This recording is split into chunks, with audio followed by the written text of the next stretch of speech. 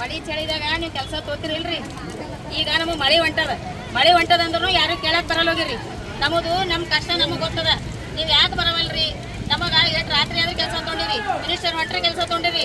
ಮಳೆ ಹೊಂಟದಂದ್ರೂ ನಮಗೆ ಬಿಟ್ಟಿಲ್ಲ. ನೀವು ನಮಗೆ ಹಗಲು ರಾತ್ರಿ ದುಡ್ಸ್ಕೊಂಡಿರಿ. ಈಗ ಈ ಪರಿ ಕುಂತೀವಿ ಅಂದ್ರೆ ನಿಮಗೆ ಕರುಣೆ ಇಲ್ಲ. ನಿಮಗೆ ಕರುಣೆನೇ ಬರವಲ್ದು. ಒಟ್ಟು 3 ದಿವಸ ಆಯ್ತು ನಾವು ಕುಂತಿದ್ದೇವೆ. 3 ದಿವಸ ಆಯ್ತು. 3 ದಿವಸನಾಗ 1 ದಿವಸ ಬಂದು ಯಾರನ್ನ ಏನಂತ ಹೇಳತ್ತೀರಿ? ನಮ್ಮ ತಕ್ಲೀಫ್ ಏನದ ಅಂತ ಹೇಳತ್ತೀರಿ? ನಮ್ಮ ಮನೇದು ಏನದ ಪರಿಸ್ಥಿತಿ ಅನ್ನೋದು ನಿಮಗೆ ಗೊತ್ತದ? ನಮ್ಮ ಮನೆ ಪರಿಸ್ಥಿತಿ ಎಷ್ಟು ಹಾಲತ್ ಖರಾಬ್ ಆಗ್ಯದ. ನಮ್ಮದು ನಮ್ಮ ಮಕ್ಕಳು ಏನು ನೋಡ್ಬೇಕು, ನಮ್ಮ ಗಂಡ ಬೇರೆ ನೋಡ್ಬೇಕು, ನಮಗೆ ಪಗಾರ ಬೇರೆ ಇಲ್ಲ. ಇದು ಏನು ತಿನ್ಬೇಕಂಬದು ನೀವು ತಿಳ್ಕೊಂಡು ಬರ್ಬೇಕು. ಇಲ್ಲಿಗೆ ಕರುಣೆನೇ ಇಲ್ಲ. ಒಟ್ಟೆ ಕುಂತಿದ್ದೀವಿ. ನಮಗೆ ಯಾರು ಬಂದಿಲ್ಲ, ಕೇರ್ ಮಾಡಲಾಗ್ಯಾರ. ನಾವು ಮಳೆ ಚಳಿ ಅಂತೇಳಿ ನಾವು ಮಕ್ಕಳು ಬರೋಳು ಬಿಟ್ಟು ಬಂದು ಕೂತಿದ್ದೆವು. ಕೆಲಸ ತೋತಾರೆ 5 ಗಂಟೆ 5:30 6 ತನಕ ಕೆಲಸ ತೋತಾರೆ. ನಾವಿಂಥ ಮಳೆ ಹೊಂಟ್ರೂ ಬಂದು ನಮ್ಗೆ ಯಾರು ಕೇಳಪ್ಲೇ ಇಲ್ರಿ. ಗಂಡ ಮಕ್ಕಳಿಗೆ ಎಲ್ಲರಿಗೂ ಬಿಟ್ಟು ನಾವು ಕೆಲಸಕ್ಕೆ ಬಂದಿರ್ತೀವಿ. ನಮ್ಮ ಹಾಲತ್ ಏನು ನಡೆದ ನಾವು ಎಲ್ಲರಿಗೂ ಗೊತ್ತದಾರೆ. ಅಂದ್ರೆ ನಮ್ಗೆ ಯಾಕೆ ಕರ್ಣೆ ತೋರಿಸೋದಾಗಿದೆ ಸಲುವಾಗಿ ನಾವೇನು ತಪ್ಪು ಮಾಡ್ತೀವಿ ಎಲ್ಲ ಭಾರ ಸೋತು ನಮ್ಮ ಕೈ ಮ್ಯಾಗೆ ಆಗ್ತದ. ಎಲ್ಲ ಮಿನಿಸ್ಟ್ರುಗಳು ನಮ್ಮ ಕೈ ಮ್ಯಾಗೆ ಮಾಡಿಸ್ಕೊತಾರ, ಸಾಬ್ರು ನಮ್ಮ ಕೈ ಮ್ಯಾಗೆ ಮಾಡಿಸ್ಕೊತಾರ.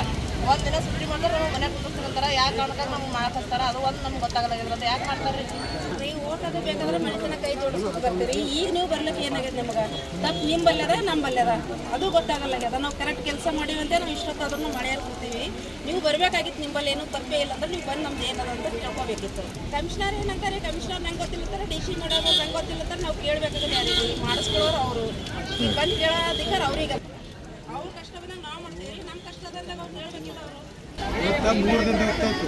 23ನೇ ತಾರೀಕು ಪೌರ ಕಾರ್ಮಿಕರ ದಿನಾಚರಣೆಗೆ ಬಹಿಷ್ಕಾರ ಆಗ್ತೀವಿ ರೀ. ನಮ್ಗೆ ನ್ಯಾಯ ಕೊಡುತ್ತೆ. 4 ದಿನ ಮೊದಲೇ ಭೇಟಿ ಆದ್ರು ಯಾರಿಗೂ ಜಿಲ್ಲಾಧಿಕಾರಿಗಳು ಮತ್ತು ಆಯುಕ್ತರು ಯಾರು ಸೀರಿಯಸ್ ಆಗಿ ತೋಲಿಲ್ಲ. ಅದಾದಮೇಲೆ ಮಾಧ್ಯಮದ ಮೂಲಕ ಅವರಿಗೆಲ್ಲ ತಿಳಿಸ್ತೀವಿ. ಮತ್ತು ಪೌರ ಕಾರ್ಮಿಕರ ದಿನಾಚರಣೆ ಬಹಿಷ್ಕಾರ ಆಗ್ತೀವಿ ಅಂತೇಳಿ ಮುಂಜಾನೆ 10 ಗಂಟೆಗೆ ಕೂತಾರೆ. ರಾತ್ರಿ ಸಂಜೆ 6ರವರೆಗಿಂತ ಮಳೆಯಾಗ ಅವತ್ತೂ ಮಳೆ ಇತ್ತು. ಮಳೆಯಾಗ ನಿಂತೀವಿ. ಒಬ್ಬರೂ ಆಫೀಸ್ದಾಗಿದ್ದವ್ರು ಬಂದು ನೋಡಲಿಲ್ಲ. ಈಗ ನಮ್ಮ ಹೆಣ್ಮಕ್ಳು ಒಬ್ಬೊಬ್ಬರು ತಾಸು ನೋಡ್ಬೇಕಾದ್ರೆ ಇಡೀ ಕಲಬುರಗಿಗೆ ಈಗ ಮಳೆ ಬರ್ಲತ್ತದ. ಇವರು ಸ್ವಲ್ಪ ಆದ್ರೂ ಜಿಲ್ಲಾಡಳಿತಕ್ಕೆ ಮತ್ತು ಈ ಸರ್ಕಾರಕ್ಕೆ ಸ್ವಲ್ಪ ಆದ್ರೆ ಏನಂತ ಕಿಚ್ಚತೆ ಕಡಿಮೆ ಅದ. ನಾವು ಏನು ಮಾಡಿ ನಮ್ಮ ಸರ್ಕಾರ, ಬಡವ್ರ ಸರ್ಕಾರ, ದಲಿತರ ಸರ್ಕಾರ, ದಲಿತರಿದ್ದು ನಾವು ಸಮಾಜದ ಕಡೆಗೆ ಇರುವಂಥ ಜನ ನಾವು ಪೂರ್ತಿ ನಮಗೆ ಸಮಾಜದಿಂದ ಹೊರಗೆ ಇಡ್ತೀರಿ ನೀವು. ನಮಗೆ ನಮ್ಮ ಸಮಾಜದ ಮುಖ್ಯವಾಹಿನಿ ತರಲಿಕ್ಕೆ ನಿಮಗೆ ಆಗ್ತಾ ಇಲ್ಲೇನು? ಎಲ್ಲರೇ ಏನಾರೇ ಒಂದು ಸಣ್ಣ ಇನ್ಸಿಡೆಂಟ್ ಆದ್ರೆ ರಾಜ್ಯ ಸರ್ಕಾರಕ್ಕೆ ಮಾಹಿತಿ ಇರ್ತದೆ. ಯಾವುದೇ ಒಂದು ಸಣ್ಣದು ಕಳ್ಳತನ ದರೋಡೆ ಆದ್ರೆ ರಾಜ್ಯ ಸರ್ಕಾರಕ್ಕೆ ಮಾಹಿತಿ ಇರ್ತದೆ. ಈಗ 3 ದಿನ ಆಯಿತು ನಾವು ಸತತವಾಗಿ ಕಷ್ಟಪಡ್ಲಾಗ್ತೀವಿ. ಇಲ್ಲಿದ್ದು ಏನು ತಮಗೆ ರಾಜ್ಯ ಸರ್ಕಾರಕ್ಕೆ ಯಾವುದೇ ರೀತಿ ಮಾಹಿತಿ ಬಂದಿಲ್ಲೇನು? ನಿಮ್ಮ ಇಂಟೆಲಿಜೆನ್ಸಿದಿಂದ ಆಗಲಿ, ನಿಮ್ಮ ಸರ್ಕಾರದಿಂದ ಆಗಲಿ, ನಿಮ್ಮ ಆಡಳಿತ ವ್ಯವಸ್ಥೆಯಿಂದ ಆಗಲಿ. ಆಡಳಿತ ವ್ಯವಸ್ಥೆ ಅದೇನೂ ಇಲ್ಲ ಅನ್ನೋದು ನಮ್ಗೆ ಭಾಳ ಪ್ರಶ್ನೆ ಆಗ್ಯದ. ಎಲ್ಲ ಯಾವುದೇ ವಿಷಯ ಇಡೀ ಮುಖ್ಯಮಂತ್ರಿಗೆ ಹಿಡ್ಕೊಂಡು ಸಂಬಂಧಪಟ್ಟ ಸಚಿವರಿಗೆ ಹಿಡ್ಕೊಂಡು ಎಲ್ಲರಿಗೂ ಒಂದೊಂದು ವಿಷಯ ಇರ್ತದೆ. ಎಲ್ಲೇ ಒಂದು ಘಟನೆ ಆಗ್ತದೆ ಬೆಂಗಳೂರದಾಗ ಕೂತು ನೀವು ಪಟ್ಟಂತೇಳಿ ಅದಕ್ಕೆ ಅನ್ಸರ್ ಮಾಡ್ತೀರಿ. ಪೌರ ಕಾರ್ಮಿಕರ ವಿಷಯ ನಿಮ್ಮ ಗಮನಕ್ಕೆ ಬಂದದೇನಿಲ್ಲ ಅನ್ನೋದೇ ನಮಗೊಂದು ಪ್ರಶ್ನೆ ಕಾಣುತ್ತೆ. ದಯವಿಟ್ಟು ನಿಮ್ಮ ಕೈ ಮುಗಿತೀವಿ, ಕಾಲು ಮುಗಿತೀವಿ. ನಮ್ಗೆ ಇನ್ನೂ ಎಷ್ಟು ದಿನ ಈ ದಿನ ಶಿಕ್ಷೆ ಕೊಡ್ಬೇಕಂತೀರಿ? ಇಲ್ಲಾಂದ್ರೆ ನಿಮ್ಮ ಸರ್ಕಾರದಿಂದ ನೀವೇ ಒಂದು ಆದೇಶ ಮಾಡಿಸ್ರಿ. ನಮಗೆ ಒಂದು ಬೆಳಗ್ಗೆ ನೀವು ಉಪಹಾರ ಕೊಡ್ತೀರ, ಉಪಹಾರದಾಗ ಒಂದು ವಿಷ ಹಾಕಿ ವ್ಯವಸ್ಥೆ ಮಾಡಿಕೊಡ್ರಿ. ನಾವು ಎಲ್ಲರೂ ತಿಂದು ಕೇಸಿದ್ರೆ ಗಪ್ಪಾಗಿ ಮಲ್ಕೋತೀವಿ. ಅಲ್ಲಿದಿಂದ ನಿಮ್ಮ ಎಲ್ಲ ಆಡಳಿತ ವ್ಯವಸ್ಥೆಗೆ ಒಂದು ಶಾಂತಿ ಸಿಕ್ತಿತ್ತು ಆದರೆ ನೀವು ಅದನ್ನು ಮಾಡಿರಿ. ನಾವು ಬಡವರು ಇದ್ದೀವಿ. ನಾವು ಏನು ಮಾಡ್ಲಿಕ್ಕಾಗ್ತದೆ? ನೀವು ಕೈ ಜೋಡಿಸೋದು, ಕಾಲು ಬೀಳೋದು ಬಿಟ್ಟರೆ ನಮ್ಗೆ ಬೇರೆ ಏನು ದಾರಿ ಅದ? ಏನೂ ಇಲ್ಲ. ಹಾಗಾಗಿ ನೀವು ಜಿಲ್ಲಾಡಳಿತದವ್ರಿಗೆ ಕೈ ಮುಗಿದು ಕೇಳ್ಕೊತೀವಿ. ದಯವಿಟ್ಟು ಒಂದು ನಮಗೆ ಪರಿಹಾರ ಹೇಳ್ರಿ. DC ಆಫೀಸ್ ಎದುರೇ ಇದ್ದೆ ಒಂದು 50 ಫೀಟ್ 100 ಫೀಟನ್ನು ಇಲ್ಲಿಂದ ಅಂತರಿಲ್ಲ. ಒಬ್ಬರು ನಿಂತು ಏನು ಸಮಸ್ಯೆ ಅಂತೂ ನಾವು 10 ಬಾರಿ ಮನವಿ ಕೊಟ್ಟಿವಿ, ಹೇಳಿವಿ, ಕೇಳಿದ್ವಿ. ಸಮಸ್ಯೆ ಅಂತೂ ನಿಮ್ಮ ಗಮನಕ್ಕೆ ಇದ್ದದ್ದೇ ಅದ.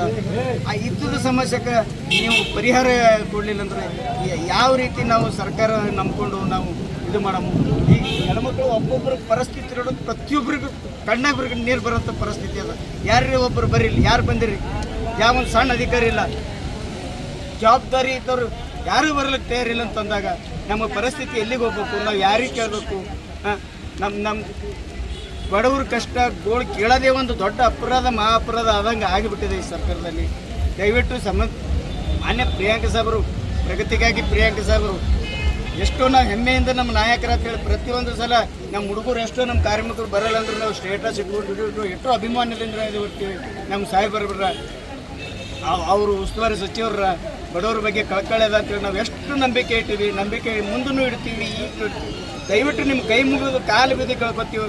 ನಮ್ಮ ಸಮಸ್ಯೆಗೆ ಒಂದು ಪರಿಹಾರ ಮಾಡಿರಿ. ಕಲಬುರಗಿ ಕಾರ್ಪೊರೇಷನ್ದಲ್ಲಿರುವಂಥ ಎಲ್ಲ ಸಮಸ್ಯೆಯನ್ನು ನಮ್ಮ ಉಸ್ತುವಾರಿ ಸಚಿವರು ಮನಸ್ಸು ಮಾಡಿದ್ರೆ ಕೇವಲ ನಮ್ಗೆ ನಾವು ಹೇಳ್ತೀವಿ ಪ್ರಿಯಾಂಕ್ ಸಾಹೇಬರು ಮಧ್ಯಸ್ಥಿಕೆ ವಹಿಸಿದ್ರು ಅಂದ್ರೆ ಕೇವಲ 1 ತಾಸಿನಾಗ ಈ ಇಡೀ ಸಾವಿರಾರು ಜನ ಕುಟುಂಬ ನೆಮ್ಮದಿಯಾಗಿ ಇರ್ತಾರ.